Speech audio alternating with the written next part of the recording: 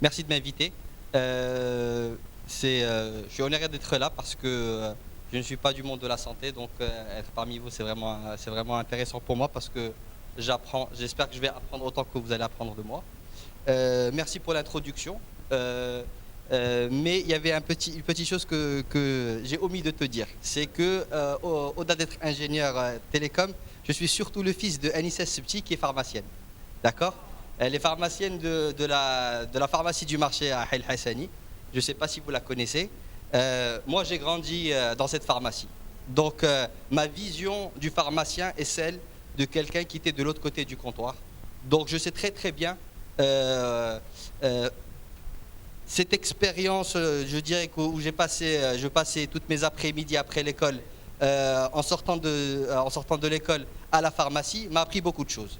Mais m'a surtout appris quelle est la valeur du pharmacien dans notre société et dans notre environnement. Bien sûr, on sait tous que le pharmacien a un rôle très important qui est celui de donner les médicaments qui sont prescrits par le médecin. Ça, c'est la raison pour laquelle les pharmaciens, ou c'est le prérequis qu'on donne à un pharmacien quand il va faire ses études. Mais au-delà de ça, moi, ce que j'ai remarqué, c'est qu'il a d'autres casquettes qui ne sont pas nécessairement celles qu'on lui a demandées au début. De plus en plus, on lui demande du conseil. Donc très souvent, par fainéantise ou juste parfois par manque de moyens, on demande au pharmacien des questions autour de sa santé. Il ne se substitue pas forcément au médecin, mais il a un rôle très important dans le conseil. La troisième chose, et c'est encore quelque chose qu'on ne demande pas forcément au pharmacien, mais qu'il se retrouve en train de faire, c'est qu'il devient un confident. C'est que très souvent, la prise de médicaments, ce n'est qu'une entrée dans un échange qui devient très souvent quelque chose qui se passe sur des années, où la personne revient à maintes reprises, non seulement pour se soigner physiquement, mais pour se soigner moralement.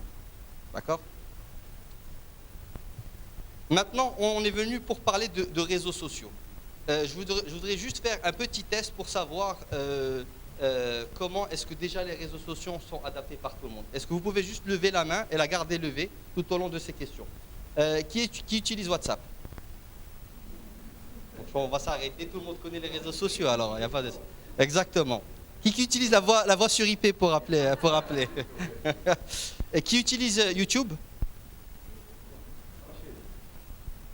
Qui est-ce qui utilise Facebook?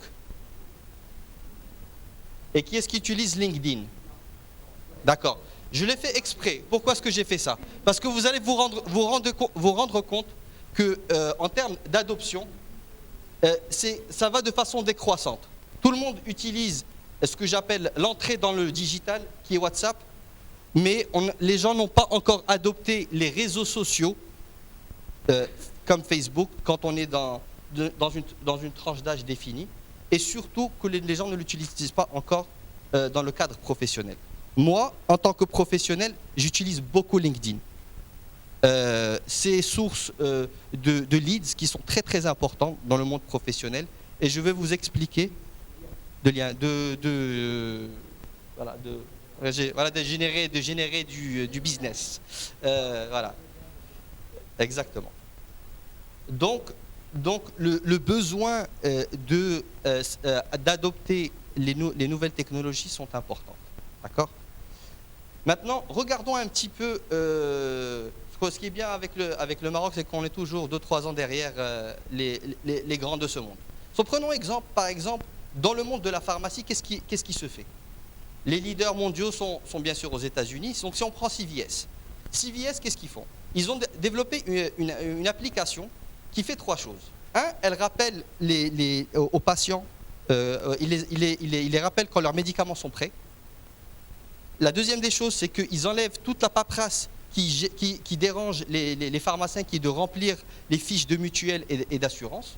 Et la troisième des choses, c'est qu'ils envoient des rappels aux patients qui ont des maladies chroniques de quand est-ce qu'ils doivent prendre leurs médicaments. Donc tout ça est fait pour faciliter, la tâche du pharmacien, lui permettre de pouvoir se focaliser sur ce qu'il est supposé faire plutôt que de remplir de la paperasse. Et la deuxième des choses, c'est qu'elle établit un réel lien entre le pharmacien et le patient. Ce lien est généralement rompu à partir du moment où le patient repart chez lui ou quitte la pharmacie. Alors que les nouvelles technologies, ce qu'elles vont vous permettre de faire, c'est de vous rapprocher encore plus de vos clients. Prenons l'exemple aussi de Walgreens. Walgreens, c'est le deuxième aux États-Unis. Il fait trois choses. Il travaille avec une société qui s'appelle Theranos. Theranos, ils ont une technologie qui est révolutionnaire, d'ailleurs qui fait beaucoup de bruit maintenant aux États-Unis, où en fait, ils ont développé une technologie où en fait, en prenant juste une piqûre de sang, ils peuvent vous faire une série de tests qui va vous permettre de ne plus avoir à vous déplacer chaque fois dans un laboratoire d'analyse médicale pour faire un test défini. Donc, une goutte de sang va s'occuper de tout ce que vous êtes supposé faire en termes d'analyse laboratoire. Alors, qu'est-ce qu'ils ont fait, eux? C'est qu'ils ont créé un partenariat avec eux pour que les gens viennent en pharmacie et fassent ce test. D'accord? La deuxième des choses qu'ils ont fait, ils ont fait un partenariat avec Parents Like Me. Parents Like Me est une plateforme de ce qu'on appelle dans le jargon très technique du crowdsourcing, et je vous expliquerai ce que c'est, mais c'est une plateforme d'échange qui permet aux patients qui souffrent de même maladie d'échanger sur pas mal de sujets tels que les effets secondaires, etc. etc. Ce qui est intéressant dans cet élément-là, c'est que c'est une plateforme qui est clairement managée par cette entreprise-là, mais toutes les informations qui sont dans cette plateforme sont développées par les patients eux-mêmes. Donc c'est pour ça qu'on appelle ça du crowdsourcing. Exactement. Et la troisième des choses qu'ils font, c'est qu'ils ont fait un partenariat avec Glow, qui est une application qui en fait qui fait de la promotion pour les pilules de contraception, et un peu comme ce que fait CVS, elle leur permet de faire des rappels de quand est-ce que la pilule doit être prise, et quand la dose est finie, passer en pharmacie pour en récupérer. D'accord? Donc, si on reprend un petit peu le principe de ce qui se passe maintenant aux États-Unis, ils sont en train de s'assurer de faire la chose suivante. Que, le pharmacien garde le lien avec son patient, d'accord? Parce que très souvent, on peut aller chez un médecin parce qu'on a des affinités avec lui, mais parfois c'est juste par pur passage. Mais quand il s'agit d'un patient qui a une certaine valeur, mieux vaut garder ce lien avec lui pour pouvoir vraiment profiter de cette relation sur le long terme. D'accord? Maintenant, au Maroc. Au Maroc, ce qu'on a remarqué, c'est qu'il y a des initiatives qui commencent à apparaître. La première, c'est Sehatouf. Qui connaît l'application Sehatouf? C'est une superbe application. Elle a beaucoup de fonctionnalités. Bon, il y a beaucoup d'applications qui sont autour de la santé, qui offrent la géolocalisation des centres de santé, des choses pareilles, de l'actu santé. Mais en plus de ça, ils ont une fonctionnalité que je trouve hyper intéressante. C'est qu'on peut prendre n'importe quel médicament et faire une recherche pour trouver l'équivalent en générique ou des choses pareilles. Donc, c'est le type d'information qui permet, encore une fois, aux patients de mieux s'informer autour de sa santé.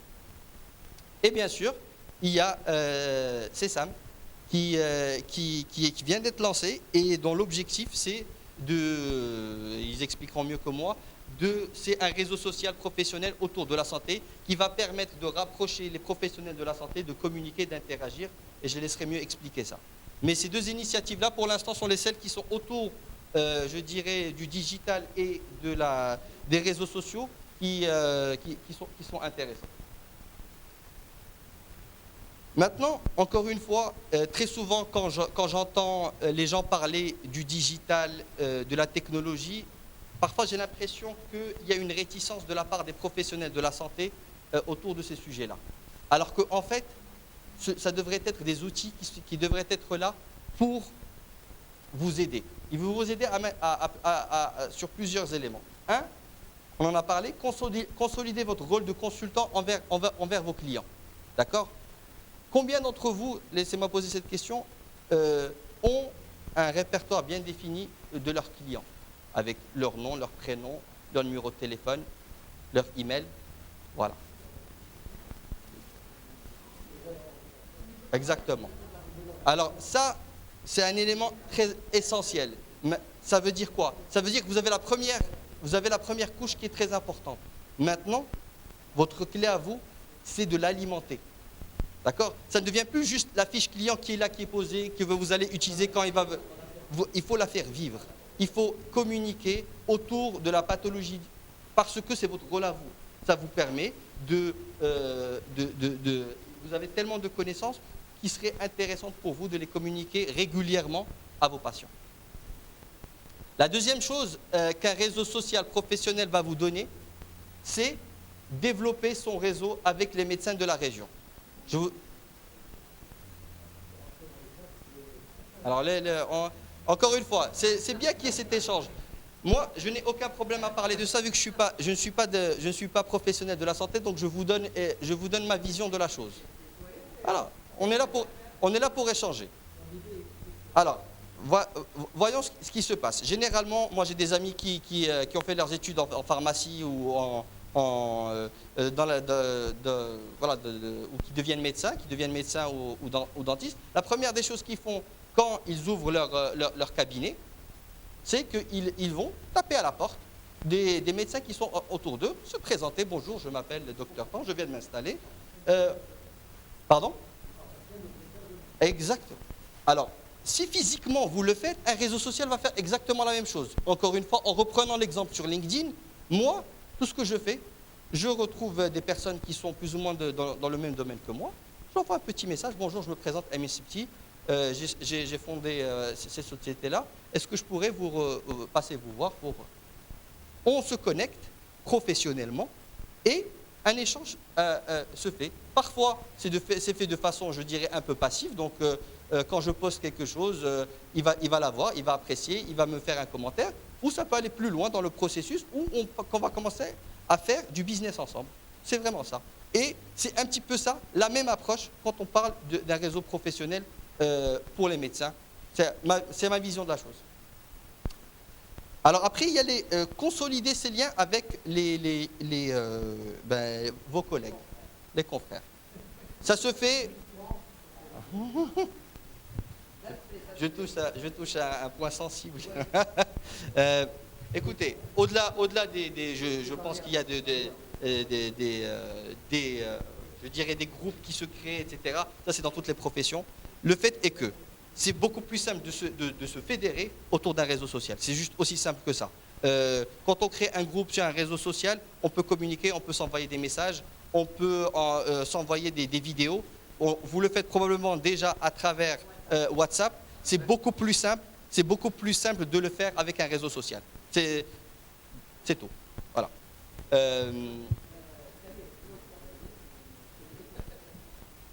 La troisième des choses, recevoir les dernières informations sur la profession. D'accord? On est dans un monde où on est en train de passer du papier vers le digital. Encore une fois, un réseau social va vous permettre, à travers vos intérêts, de souscrire à des informations spécifiques à votre spécialité ou à vos centres d'intérêt. Donc, par exemple, moi, je suis passionné par l'entrepreneuriat. Eh bien, il y a une série de magazines qui sont en ligne, qui postent toutes leurs informations sur les réseaux sociaux. Et ça sera de même sur un réseau social professionnel. Et finalement, suivre les leaders d'opinion locaux et régionaux. Encore une fois, sans trop rentrer dans la politique, parce que je sais que chacun a sa propre définition de ce qui est un leader d'opinion. Mais encore une fois, moi, je suis par exemple Mark Zuckerberg.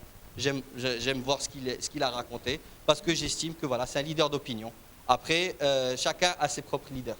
Donc c'est un peu ça, les valeurs ajoutées que donne un réseau social professionnel. Maintenant, encore une fois, j'entends beaucoup de réticences. Juste laissez-moi vous dire la chose suivante. C'est que la révolution digitale a déjà commencé.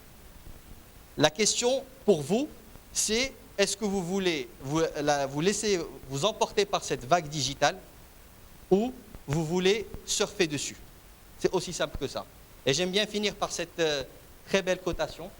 Quand il y a une innovation, les Américains en font un business, les Chinois la copient et les Européens la réglementent. Donc après, à vous de choisir quel modèle suivre. Voilà, c'est mon intervention. Merci à vous.